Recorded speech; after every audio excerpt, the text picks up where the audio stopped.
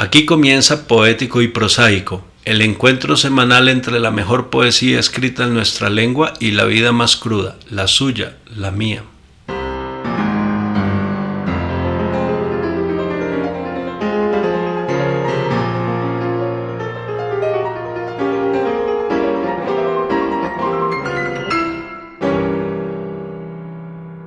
Bienvenidos nuevamente a Poético y Prosaico en su 10º episodio. Es nuestro 9º poema, porque en el primer programa, recuerden los que los han oído todos, nos dedicamos con Gabriel Rodolfo González a conversar sobre lo que pretendíamos hacer y lo que hemos venido haciendo a lo largo de este encuentro semanal. Un encuentro semanal que nos ha llevado por distintas versiones del amor erótico, es lo que más hemos encontrado, y también de otros temas, como por ejemplo la psicopatía en una versión bastante atípica, si se quiere, y que es la psicopatía infantil. Hemos hablado de soberbia, hemos hablado del paso inexorable del tiempo, del envejecimiento, y creo que era momento de hacerle homenaje digamos que a la materia prima de la poesía y a la materia prima de la literatura, que es la palabra, el lenguaje, que en últimas es lo que nos reúne en este encuentro, que, como les he dicho en ocasiones anteriores, es un monólogo, pero un monólogo con oídos del otro lado de las ondas, con personas ávidas de oír poesía, de conversar sobre poesía. Y yo me quiero imaginar, y le he dicho a Gabriel Rodolfo que, porque quizá me pasa a mí, yo cuando leo, por ejemplo, textos literarios, yo estoy en plena conversación con el escritor, lo conozca o no, y por lo general no los conozco. Entonces yo sé lo que sucede del otro lado de las ondas, del otro lado del internet, y es que hay gente que está oyendo, que está reflexionando, y en fin. Entonces hoy vamos a leer un poema que trata de eso, de la palabra, pero de la palabra que desaparece. El poeta se llama Juan Vicente Piqueras y el poema se llama Nombres Borrados. Si uno comenzara, si yo tuviera a mis estudiantes delante, sin que tuvieran el texto en la mano, yo les preguntaría a bocajarro, ¿de qué creen ustedes que nos va a hablar la voz poética, a juzgar por el título, Nombres Borrados? Y de seguro que aparecerían respuestas muy interesantes. Pero en leyendo el poema ustedes ya lo van a entender, y más adelante conversamos. Bueno, este poema tiene un epígrafe de un poeta balcánico que se llama Marko Vesović, y el epígrafe dice: la mente no es un lápiz para tomar apuntes, es una goma de borrar. Creo que ahí ya tenemos una pista mucho más clara del tema sobre el que va a versar el poema de Juan Vicente Piqueras, ¿no? Procedo a leerlo. Dice: mi padre fue perdiendo poco a poco el lenguaje y empezó por los nombres. Lo primero que olvidó su cerebro no fueron los adverbios, ni los pronombres, ni los adjetivos, como uno estaría tentado de creer, ni las motas de polvo de las preposiciones, sino los sustantivos. La manzana dejó de ser manzana, el vaso pasó a ser eso, y quienes se acercaban dejaban de llamarse. La muerte comenzó su labor minuciosa robándole los nombres, borrándolos, poniendo en su lugar un esto o un aquello, un dame, un balbuceo, un gesto de la mano. Lo último que se pierde son los verbos que se mueven en la sangre como si fuesen peces hasta que acaba el mundo, hasta que ya no puede el cuerpo con su alma. Los adjetivos son afectuosos, visten de amor lo que miran y por eso perviven, pero los nombres se esfuman y la sustancia de los sustantivos es agua de borrajas, niebla, torres de humo. La manzana deja de ser manzana. La palabra dolor, ¿quién nos lo hubiera dicho? No significa nada. Pues ahí tienen ustedes, para corroborar lo que les vengo diciendo desde el primer capítulo, un tema sobre el que difícilmente alguien podría aventurar que la poesía trata o de lo que la poesía se ocupa, y es la desmemoria, el Alzheimer, si queremos hablar en términos científicos, y ese proceso tan doloroso y lento que es ir perdiendo la facultad del lenguaje, que en últimas es lo que nos hace humanos, ¿no? El lenguaje y la comunicación es lo que nos hace humanos. Este poema es capaz de resumir lo que los médicos conocen muy bien, y es el proceso de la persona sometida a los rigores del Alzheimer, ni siquiera a la demencia senil, porque la demencia senil sí se pierden facultades comunicativas, muchas, pero no del todo. El Alzheimer va arrasando con hasta la última posibilidad de comunicación que el ser humano tiene, y es lo que este poema describe. Muchos de ustedes, ojalá no muchos, pero algunos de ustedes habrán experimentado en primera persona, es decir, con un familiar, con un allegado, los pormenores de este poema y la forma como describe la pérdida más absoluta de lo que, reitero, es lo que nos hace humanos, el lenguaje y la comunicación.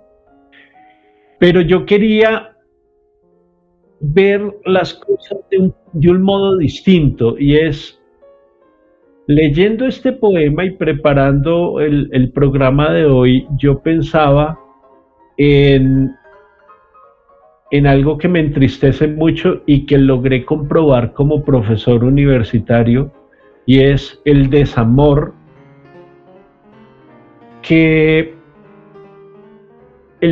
a que sometemos el idioma hoy por hoy, es decir, la pobreza léxica, la incultura léxica yo diría que de la inmensa mayoría de personas, de profesionales e incluso de profesores de lengua.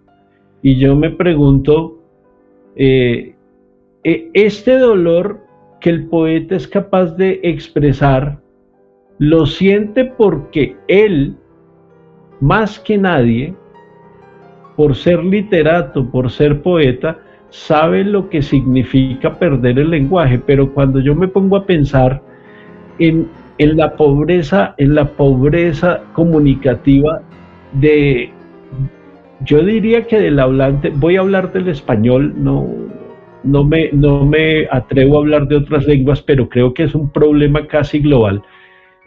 Cuando yo veo la pobreza comunicativa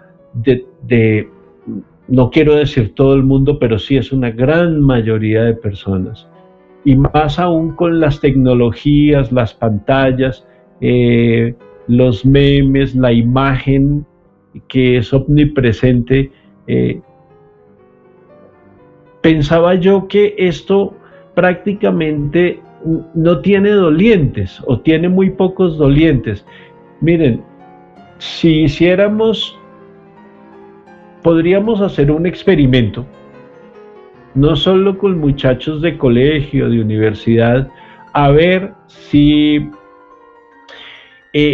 esos muchachos son capaces de distinguir entre lo que menciona aquí Piqueras, un pronombre, un adjetivo, un sustantivo, una preposición. Los profesores de lenguas ya ni siquiera enseñan esto, acaso porque no lo saben ellos mismos. Y entonces, si nosotros, por ejemplo, le destinamos toda la memoria que podríamos desarrollar al teléfono inteligente, pues estamos adelantándonos al proceso de pérdida que afrontó el papá de la voz poética. No me atrevo a decir que el de Piqueras porque no desconozco si eso fue así, pero podría haberlo sido. Si nosotros le delegamos a las pantallas la capacidad memorística que podríamos desarrollar si leyéramos, si memorizáramos poemas, por ejemplo, que es de lo más fantástico que puede haber, sentarse a memorizar un poema, sería, digamos, no, como estamos haciendo eso, no vamos a poder entender cuando se nos venga la desmemoria de la vejez lo que pudimos haber tenido y no desarrollamos.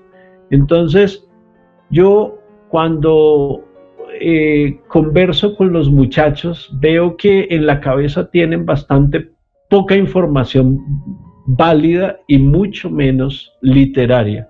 Y digo, bueno, al cabo estos muchachos van a avejentarse demasiado pronto porque digamos que no, quien no lee no puede entender este amor que Piqueras o la voz poética profesa por el lenguaje. Y desde luego que no temen, no deben temer su pérdida, ¿no? Porque es que de antemano ya la están experimentando. Pero no sé, no quería ponerme pesimista a ultranza, como sí lo estoy, pero no quería parecer así. Pero este poema no me deja otra salida sino esa, ¿no?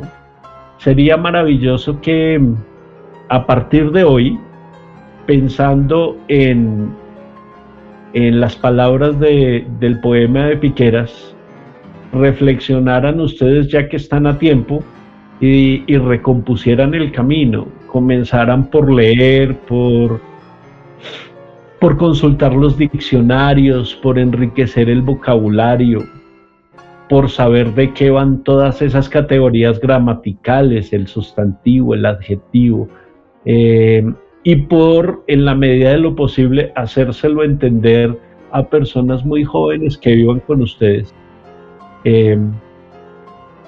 Pues no sé qué más podría decir sobre un poema que apela a una de las situaciones más dolorosas en la vejez, porque una cosa es morir lúcido, hay gente que muere lúcida, y otra cosa es morir